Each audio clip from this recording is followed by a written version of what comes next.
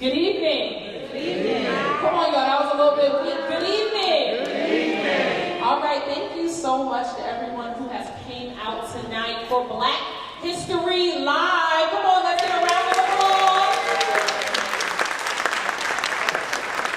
Our young people are in the building. So let's give them a round of applause. My name is Jennifer Tompkins, and I am the advisor to the Greater Norristown NAACP Youth Chapter. And I am so glad about tonight. It has been a lot of planning, but I am so glad that we are here to celebrate Black history. Yeah. With me, I have my colleague, Mrs. Pat Augustus Gilbert. Doesn't she look lovely? But before she has a few words, one of our youth members actually could not make it tonight, but he did something that was absolutely outstanding. Although he couldn't make it tonight, he actually sent me a poem to read in his absence. So can I read this poem? Yeah. Okay.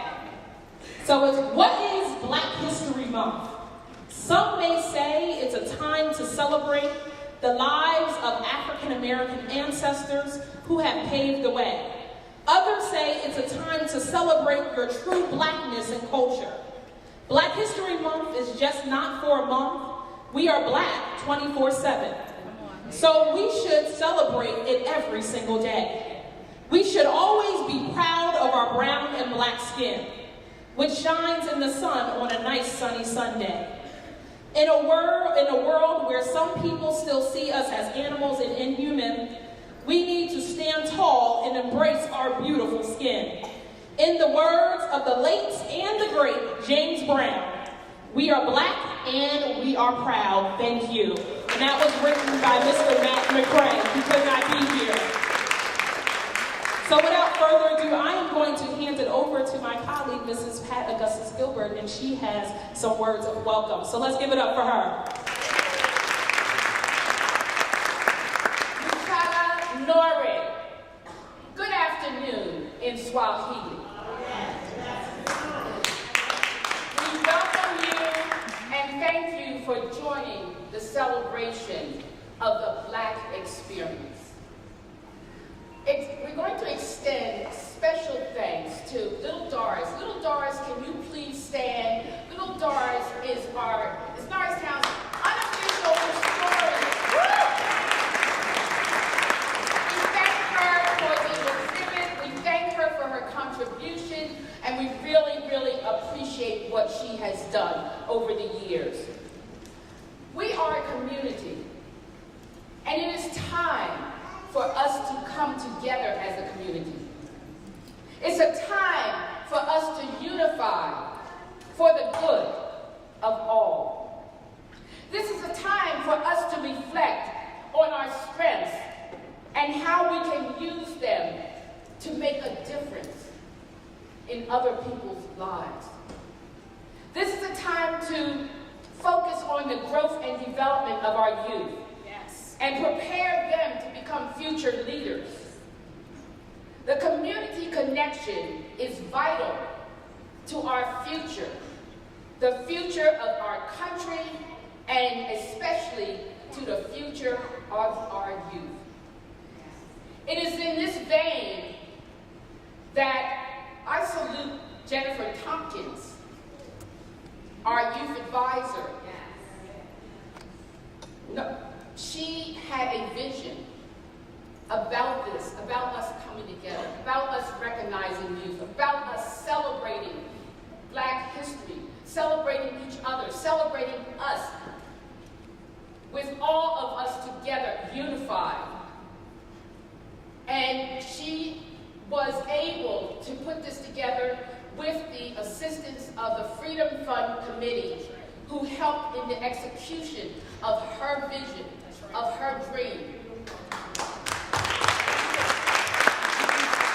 And she is doing powerful, powerful work with the Youth Council.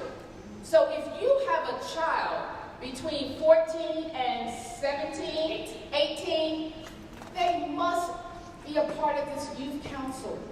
They must be able to experience her wisdom for such a young person.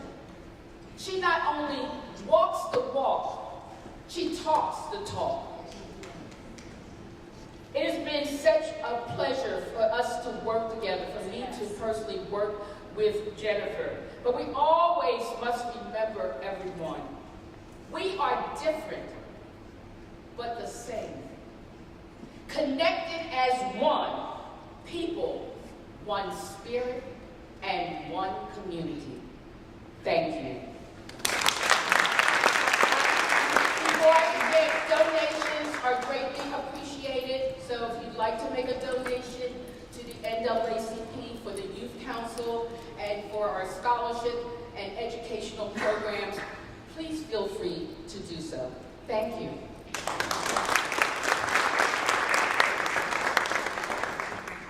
So who we are bringing up now is actually the president, the president of our city council. Miss Sonia Sanders is coming up and is going to welcome us to her house. So thank you. Thank you. I thought she was going to bring church up in here this Sunday evening. Good evening, everyone. It is so great to see all of these proud faces during Black History Month. I am so glad that we can come together at a peaceful time. We're going to enjoy the talent, the spirituality, the sisterhood, and the brotherhood, what Norristown has in store for us. So, just a reminder, we hold house here the first Tuesday of the month and the third Tuesday of the month. For any community events, we also have openings for particular committees. If you haven't downloaded the Norristown app on your iPhones and your Androids, please do so to find out all of the events that are occurring in Norristown. Thank you for coming, and it is an honor to host you all this evening.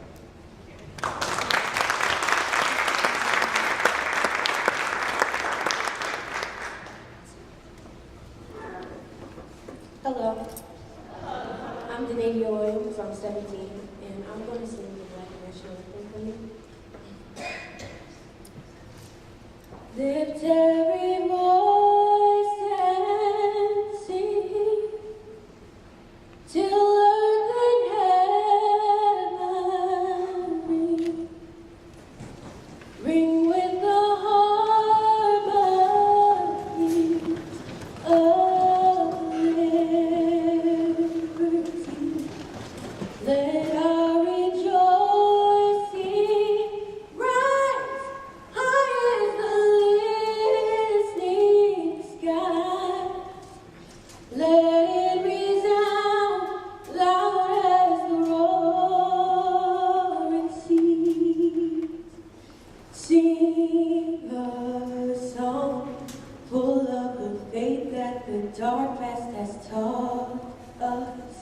Sing a song full of the hope that the present has brought us.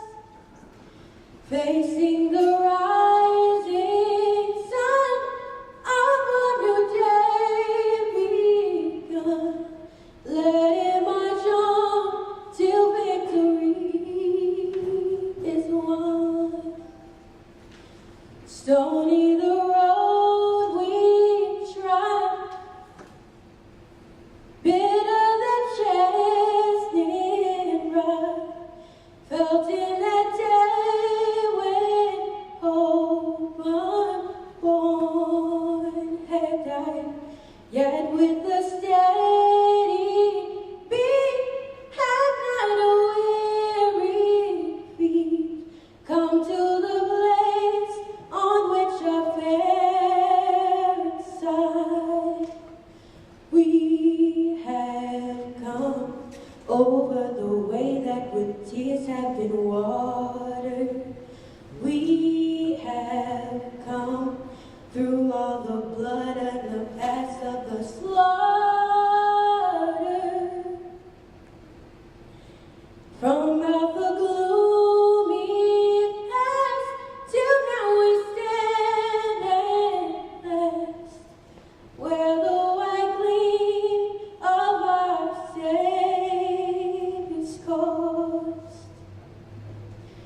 God of our weary years, God of our silent tears, thou who hast brought us so far this way, thou who hast by thy might led us into the night, keep us forever in the path we pray. Lest our feet stray from place, God, where we met that day, lest our hearts drunk with wine of the world, shadow beneath thy hand, may we forever stand, true to our God, true to our native land. Hey.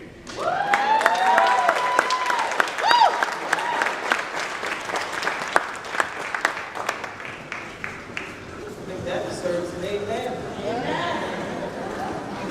Good afternoon, ladies and gentlemen. My name is Terry Lyons. I'm a poet, author, and public speaker, a lover of truth and my people, always in constant pursuit of the truth. As it becomes lost and drowned out in our current political, social, and economic climate, it is more important now than ever before to remember from whence we came and the significance of it all. So let's take a little visit to Sundays. Sunday afternoon when nothing was open, not even the supermarket.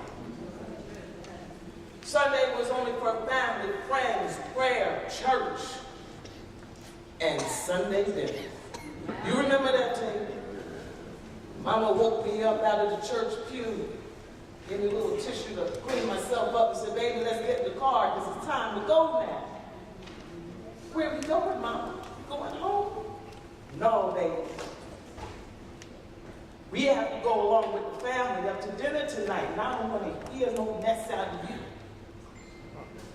Dad and Mom got in the front seat of the great big 1961 Chrysler Windsor, had push-button gears. You can shout if it rings a bell. I don't mind. We just family here. So the further of the 309 we got, the more desolate it became. We arrived in Gwinnett, Pennsylvania on Sweetsburg Road. Not even a sidewalk. Just trees, wide open spaces. Walk up onto the driveway and see all the people sitting around the wraparound porch. You know how they just sit and slide? Everybody was old. Old. Gray hair old. Orthopedic shoes old. Looking at me, hi, sweetheart, how you doing, baby? Yes, fine, thank you. Because children only had to be told once. This was long before the strap was considered child abuse, I'm just saying. I'm just saying.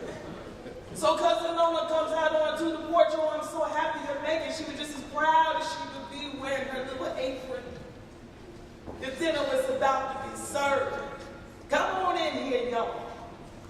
Time to sit down at the table and let's have us a Sunday dinner.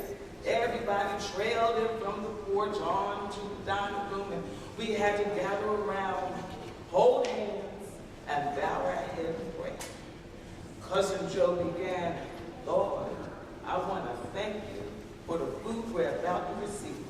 And I was thinking to myself just how long this prayer would be. Maybe I'll get a chance to watch the Ed Sullivan show tonight.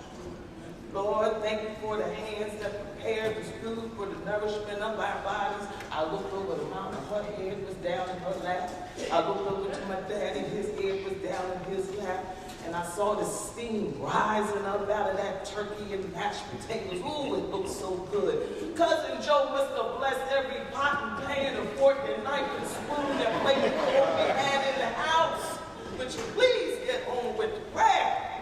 Finally, in In the precious name of Jesus. Amen.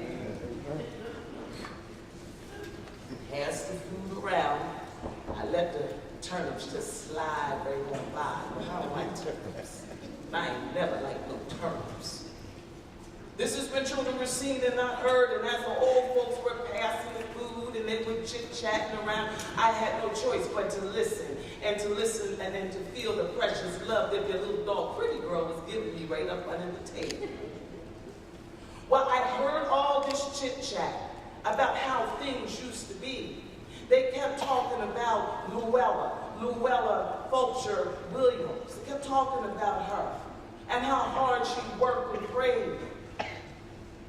They talked about Shadrach Williams and how long he worked and prayed and how they struggled. They talked about the old way of how food was made when there wasn't any refrigerator, when all we had was maybe the ice box and the salt barrel in the backyard to keep the food from spoiling. Everything was made from scratch, right on down to the soap. Oh, they got the lye and they got the animal fat and they mixed it up in some kind of chemical concoction and they made that good old-fashioned lye soap. They cleaned everything from your body to the clothes to your house. Sitting silent, I managed to count almost every crack on the plaster wall. Must have been thousands of them. But my eyes kept going to these old people I saw in the hallway. Portraits of them in the hallway. After I was asked to be excused from the table, and after that permission was granted, I wandered into the hallway, looking at those old people on the wall. Who must they be? Mama came in soon after me and said, "This here, that's Luella Fulcher Williams. She was your great-grandmother. She was a slave as a child." That right there, that Shadrach, that's what we've been talking about, baby. And your great-grandfather. They were slaves as children down there in Westmoreland County, Virginia, baptized in the Rappahannock River. Mama, I asked, how in the world did they make it from Westmoreland County, Virginia, all the way up here? But that's a long and complicated story, baby, and we don't know all of the answers. But they worked, they walked, took a horse and buggy, any way they could to get on up the road to freedom. But you see that pastor, Reverend Edwards was his name. Reverend Caesar Edwards, he was the pastor of Bethlehem Baptist Church, founded in 1888, said, "Come on up the road because a better life awaits." That's what got their journey started, along with many other family members. How old was she, Mama? She looked so old here. She never knew her age, child. She never knew her birthday. That was one of many things that was stolen from the slave. But one thing I can show you, I can show you the heritage room. Come on upstairs. Came on upstairs, had on my pretty brand new patent leather Buster Brown shoes. And I looked into that little room. Great big picture window that looked clear out to the field. You could see almost the 202. Mama said, "I was born in this here room. And your grandmother was born in this same room. And your great-grandmother, Luella Fulcher Williams, passed away in this very same room. May 25th, 1942. That's the day she died. Don't you forget it, baby. Because all the struggle that she went through, that's in your blood. All the strength she had, you got it too. Because the world out here will try to take it away from you. And it's that point in time that you need to know exactly who you are and stay strong with what you got. See that tree out there? Tree out where, Mama? Our trees out there, the apple tree, baby, the apple tree. Lord, these silly children. We got to go out here to this apple tree. It'll only take a minute. But there's something here that you got to do. So we left all the old folks around. It was, well, the men folks were in the living room watching baseball at that time. I don't know what it is about after dinner and baseball. And most of them usually end up snoring. and the women were in the kitchen. They were cleaning up. And Mama guided me all the way out to the backyard. She showed me where the chicken coop used to be. Tried to imagine little chicks running around. She showed me where the artesian well once was. And the clothes that were boiling in the big old pot, because you know there wasn't no bleaching tide in those days. You used that lye soap and boiled those clothes clean. She took me way in the back. She said, see, baby, that's that apple tree.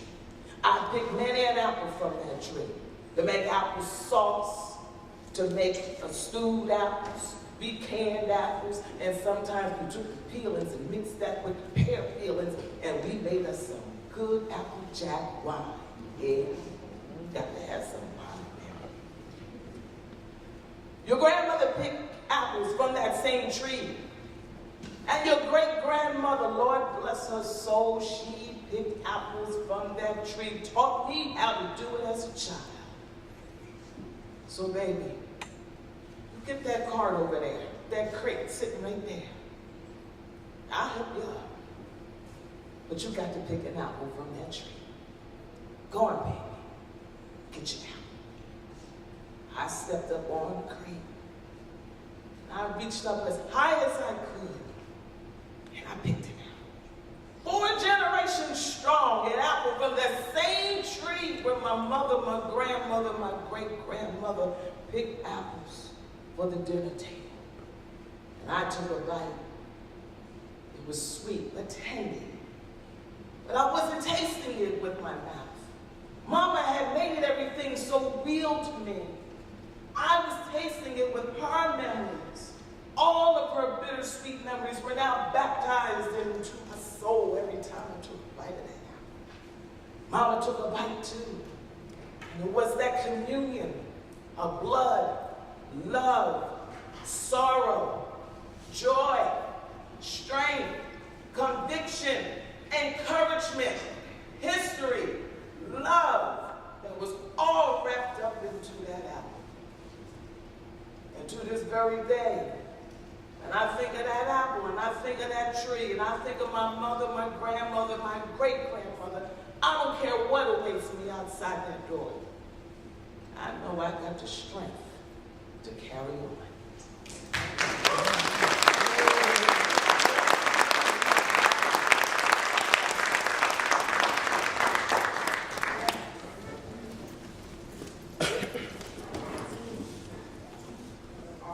Read the role because I am a black child. I am special. Ridicule cannot sway me. I am strong. Obstacles cannot stop me.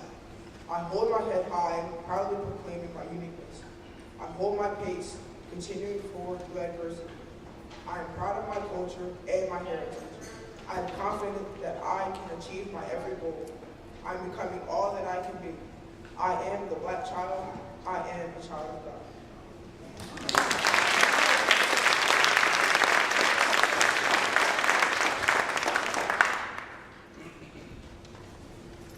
Hi guys. I'm Young Whittington, and I'm here to perform a rap that I made. So here it is. The only way I'm gonna make it out here is to start grinding. When I do these things with no effort, I'm gonna start signing. When there's people in my way, I make it clear day. Trying to see the only path when these people in my way. I make a brighter day when I smile all crazy. When these people acting tough, I get a little hazy. When I think about everything running through my head, I start to cry, shed a tear. When someone ends up dead, my pain runs deep because I am kind hearted. The only path will change me so I don't ever try to pull up with no promises. I'ma have the song. The only path, my legacy. I'm trying to find my destiny, trying to pull up on my legacy so I can make things work. Trying to do this for my town so no one ends up hurt. My family is the only thing that makes me happy. I'm trying to rise hard so we can be so wealthy. Martin had a dream and I know what it means. To be a black woman of color trying to see what the world really sees. To stop all the pleas. All I want to say is, thank you, Mr. King. You tried to stop the violence. You tried to stop the harm. But you went to jail when handcuffs on your arm. You really had a dream and I know what it said. You really had a dream, but now you are dead. This is for the people that didn't agree. This is the peace treaty from Martin Luther King.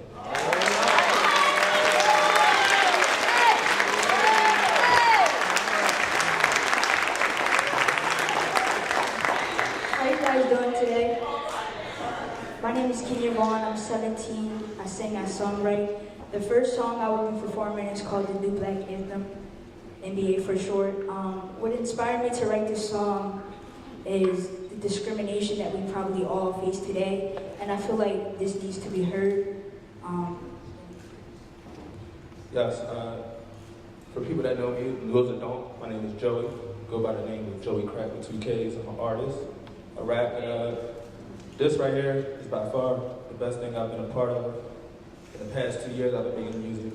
This is very beautiful to see these brown and black faces come together for something so positive. And just want everybody to know that no matter what you do, your purpose is all that matters. If you do it with purpose, your heart is in it, it'll work. This right here, the Black Anthem, is contributed to all the injustice we see on TV, on our phones every day. And we just thought we should do something different. And here we go.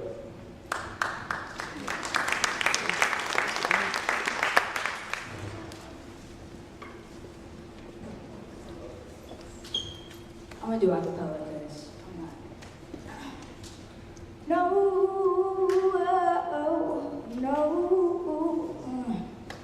it's not a dream. It's not all in my head. Can't seem to fall asleep.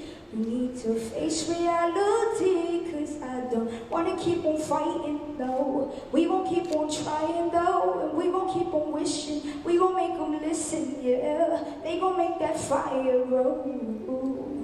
Say boom, boom, boom, boom, boom, boom. Gunshots to a black brother, not cool. Hands in the air, you better not move.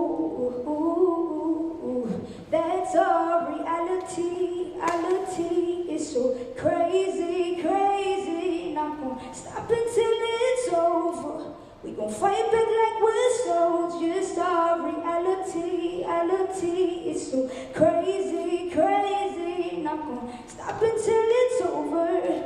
We gon' fight back like we're soldiers. We stand up, hands up, and they still shooting us. In the papers, on the news, even though they camera us. It's like Martin had a dream and Trayvon lost his life. Oscar Grant, Sandra Bland evidently had no rights. Got no mercy for our babies. I mean, look at Tommy Rice. Hate to hear his mama cries when she's trying to sleep at night. Take a look into my eyes, see the fire, see the fight. Talk to fear about my peers, taking off just like a lyric, cause we destined for greatness, ain't no space for the hating. Bonds, stronger than still no element that can break it. Learn knowledge of self the way nobody can take it. But who do we call when our identity is mistaken? And we laid out in the street, and the cause is not the heat, just some shells and some shots from a racist deputy.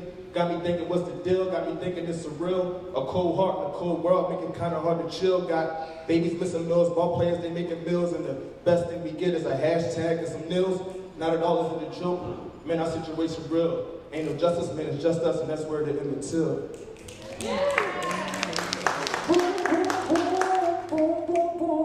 Gunshots to a black brother, not cool. Hands in the air, you better not move. That's our reality, reality is so crazy, crazy. Not gonna stop until it's over. We gon' fight back like we're soldiers. Our reality, reality is so crazy, crazy. Not gonna stop until it's over. We gon' fight back like we're soldiers. Thank you.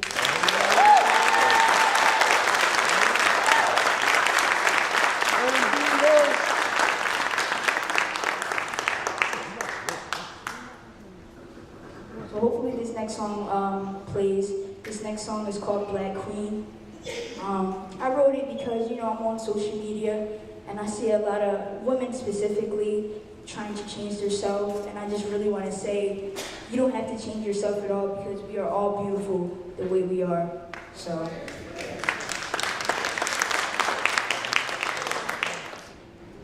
See, this society is built for insecurity. You gotta look the part or else you're just not what they need. I say that, cause baby, we're all there. You don't need to prove it to them, baby, just know it. That's all. See, my mama used to tell me, hey, you're a beautiful brown-skinned girl. You're gonna rule the world one day. They gonna know your name, just wait. You gotta see it yourself. You gotta know you're enough.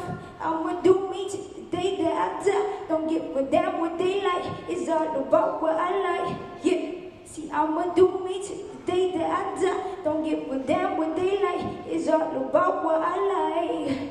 I ain't no IG model. I am not shaped like a bottle. You cannot try to change me. I'm a lead I don't follow. Follow directions from nobody else. Cause I'm a boss. I can do this stuff all by myself. I don't need help. Your beauty is what makes you different. Don't try to change, cause you see Becky on the television. She's slim fit, got a plastic ass and some plastic titties. Baby, you're beautiful, and you're unnatural. Just gotta let you know to stop and take a look at yourself. Just know you're beautiful because you're no one else.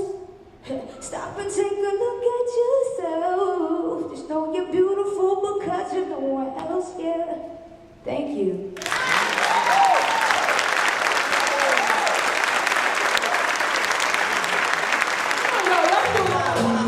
Remember to support our vendors after this event, and we're just halfway through. Our young people have showed up, y'all. I'm sorry, I'm happy. Our young people have showed up. So I'm hoping the Times Herald is here. Mr. Oscar is here. He's going to report on this, that our young people have showed up today. Mr. Doyle is in the background, and he is doing our videography. Come on, let's give it up for Mr. Doyle from Norristown High School. Thank you. And to our great DJ, Mr. Tyree. And again, we thank Municipal Hall for the generous donation of this space. We are glad to be here on the day, and our young people, again, have showed up and showed out. So y'all ready to continue the program? Yeah. All right, next we have Mr. Gabriel Randall. Come on, y'all, show him some love. Show him some love.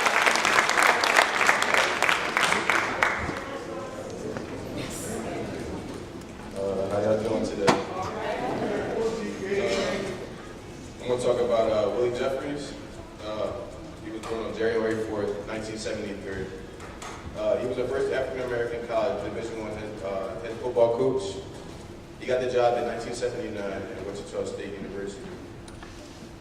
He was there from 1979 until 1983 and had his best season in 1982 when his team went 8-3 and finished second in the Missouri Valley Conference. After he left Wichita, he went to Howard University where he coached for another 4 years. And after that, he spent 12 years coaching at South Carolina State. He was elected to the College Football Hall of Fame in 2010 after 29 years of coaching. He was also the first Black Division I head coach to win 3 Black football championships, winning in 1976, 1977, and 1994. A quote from his past is when he said, "Dreams are lovely, but they are just dreams. Fleeting, ephemeral, pretty, but dreams do not come true because you dream them. It's hard work that makes things happen. It's hard work that creates change."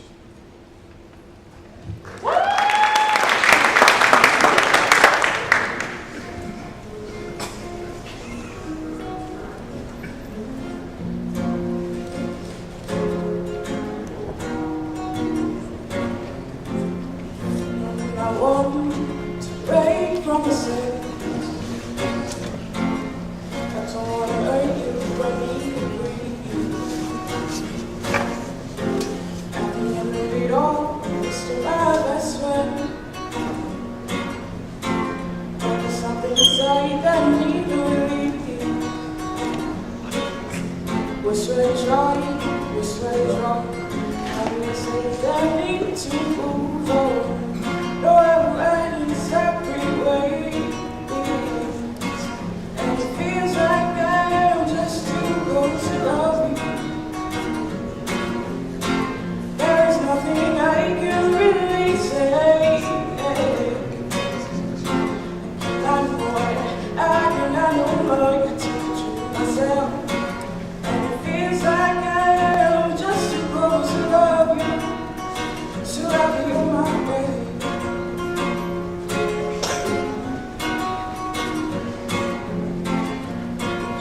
Away, and I can return. There's so much that you need to learn. Nothing to say.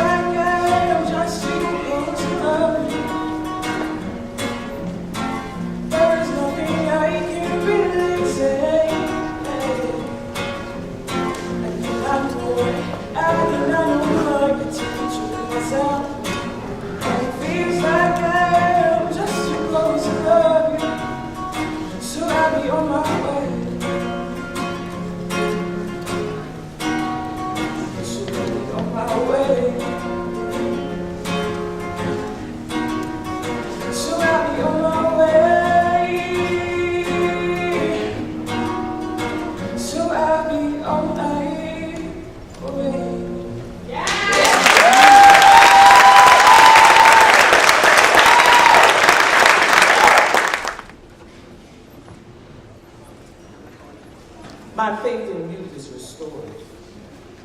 That is beautiful.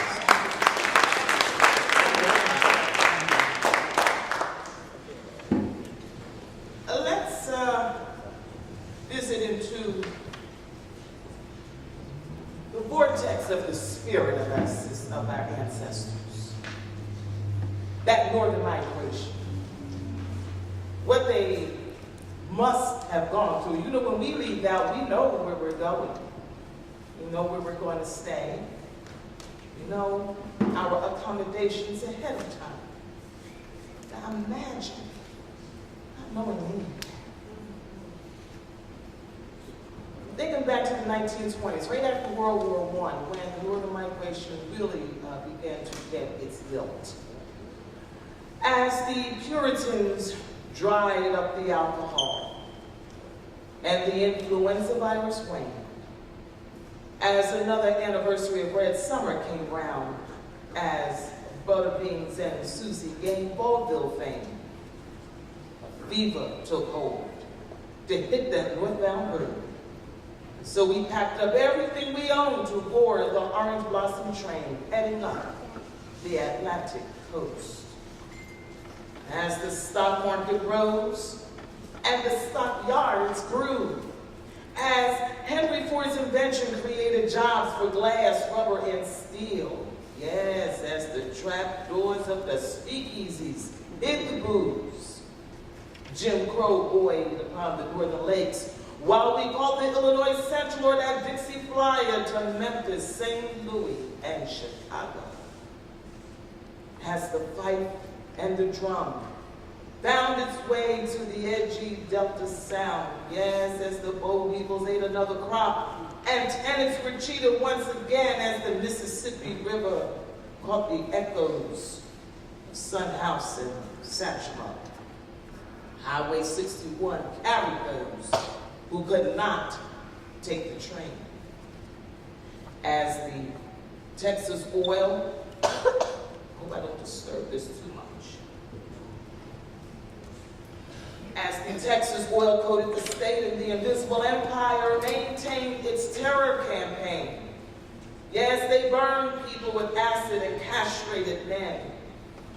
They tarred and feathered folks for working together and demanding fair wages from the cotton field. Leadbelly and Blind Lemon Jefferson captured tortured spirits by singing the blues. Double entendre embodied the lyrics, holding raw, unedited truths. And so we packed up our gingham close with no intention of looking back. As the Argonaut whistle blows and the sun radiates in the western sky. Oh, better days have got to await us when we get to that golden Pacific coast. It was one tortured nickel at a time. 1 foot in front of the other. Coming out of the Southland to elevate our condition of existence in America. And once we got up here, we were like, hallelujah, thank you. We's here. So we shook the southern dust from our feet for the last time. By foot, mule, train, and truck, Dixie is at our back and a new day lies ahead. Detroit, Chicago, Philadelphia, New York, Norristown. Yes, we finally made it. We's here. Thank the Lord.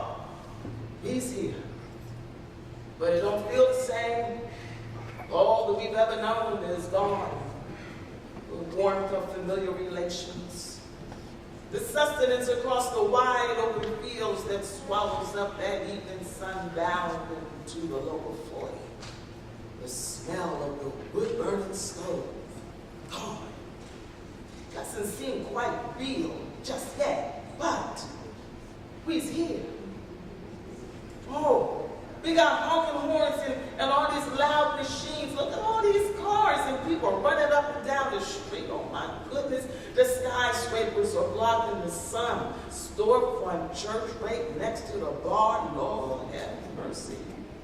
The shoe shine boy is asking for a dime. The evangelist warns us the end of time is near. The undertaker is on the ground floor. And the doctor's office is right upstairs. Oh, city-fied folk, they walk and talk so fast, and they always seem to be in such a hurry, I can't help but wonder where they're going. It's hard to understand what to do next, and difficult to understand how.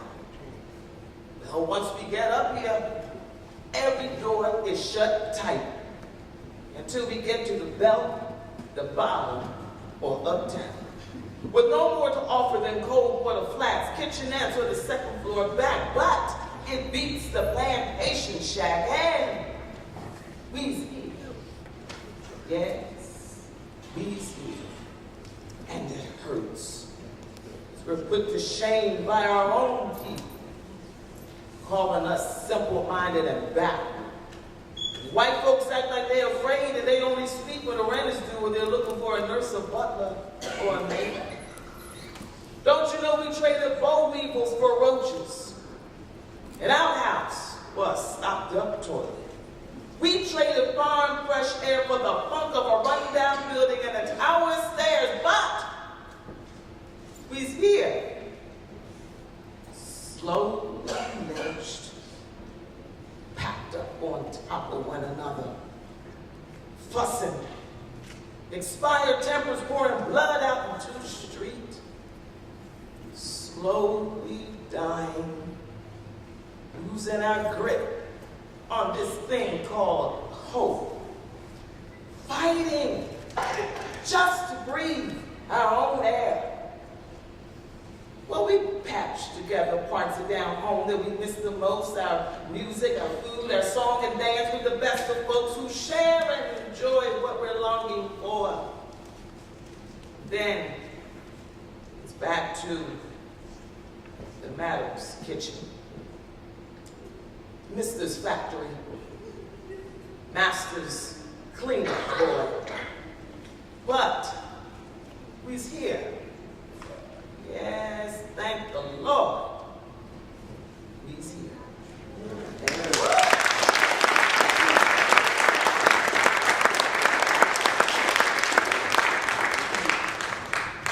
Come on, y'all, we can do better than that. Did you enjoy yourselves? Now, when I told people about the program, they said, well, how long? I said, well, only it'll be an hour. You see how much you learned in 1 hour? You see how much knowledge you gained in 1 hour? All right. All right. So did you all have a good time tonight? Yeah. Come on, y'all. Did y'all have a good time? Thank you so much to all of our performers, all of our young people. To Miss Terry Lyons, thank you so much for coming out and performing. We are just really excited and happy that everything came together, and we're just so happy that we were able to talk a little bit about Black history this hour here. I encourage everyone who's sitting in these seats, this is just a glimpse of the history of our people. So I want you all, whether it's a library, whether you're familiar with Google or what have you, to continue researching Black history, and not only research it, but tell a friend. Tell some young person about the history of African Americans, because it is important. How many of you all know if you don't know your history, you're bound to repeat it, right? Right. Some of the mess that possibly we're even in now is because we didn't know our history. Let me just leave that alone. But we are just so happy and excited that you all have come out here on tonight. I want to acknowledge again my colleague, Ms. Pat Augustus Gilbert, for all of her help. Thank you. Ms. Pat certainly was a champion for this program, and I'm so glad that, you know, everyone needs a Ms. Pat Augustus Gilbert in their life. Amen. And I'm getting to church. I just said amen. I also want to acknowledge all of our volunteers. If you volunteered on this afternoon, please raise your hand so we can acknowledge you. All of our volunteers, all of our volunteers. Not all of our volunteers are raising their hands. All right. Thank you so much. And then anyone that I missed, again, thank you so much to the City Council, Municipal President Sonia Sanders, thank you so much, and Vice President Heather Lewis, thank you so much for allowing us to use this space. And we certainly thank Mr. Crandall Jones for his hospitality, and thank him for using this space. And so I think that's it. Am I missing anyone? If I miss anyone, our president is coming right now. Greater Norristown NAACP President, Mr. John Milligan. Come on, y'all. We can do a little bit better than that. It's coming now. And he will talk about anyone that I missed. And also our slideshow. Good evening. Good evening. You did miss someone very important. And I want to ask Dean Beer to stand up. I think it's important for everybody in this room to know this man. Dean Beer is Dean, help me. Chief Public Defender. He's the public defender from Montgomery County. And you know, every county has a public defender, but I know of no public defender who is as active in the community. He's not just looking to defend people, but he is out proactively initiating programs for our youth, our juvenile justice systems. He's constantly reaching out to the NAACP, to the police departments to try to make our community better.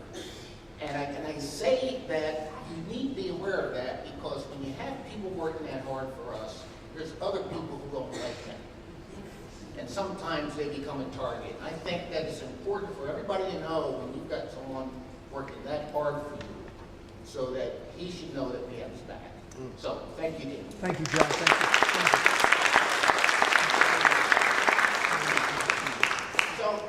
So I'm looking at these slides back here, and I got to tell you, I grew up right here on Cherry Street back in the 60s and the 50s when a lot of those pictures were taken, and that's history.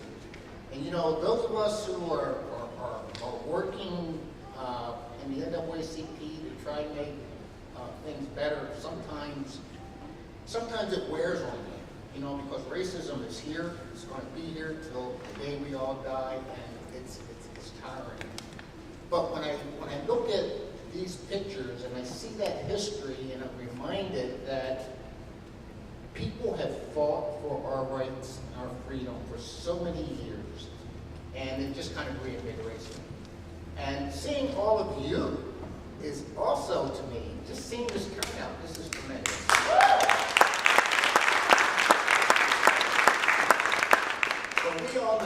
We all know that when you look at the current administration in Washington, D.C., and you hear that 43% of America thinks that man is doing a good job, we know we still have a fight on our hands.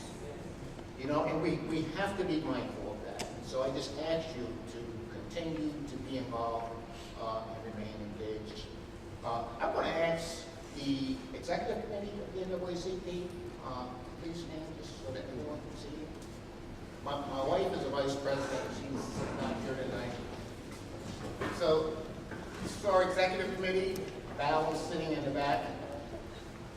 So I'm going to ask anyone who is a member of the NAACP, please stay standing.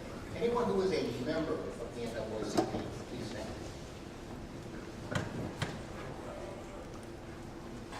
That's a statement. We need you. We need you. We're fighting this fight every day, and we need you to come out. So that's all I have to say. I still have 3 minutes, and I just want to say thank you. Come on, let's give it up for our president again.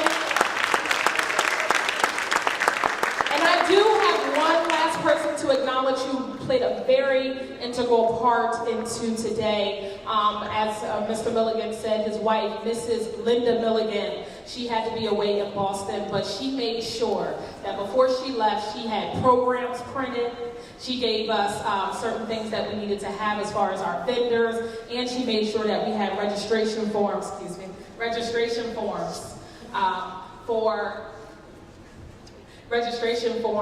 for you all to sign up today for the NAACP. So please, let us give her a round of applause in her absence. All right, so if everyone could stand for me. I'm going to do something just a little bit different. Everyone can stand. If you can turn to your neighbor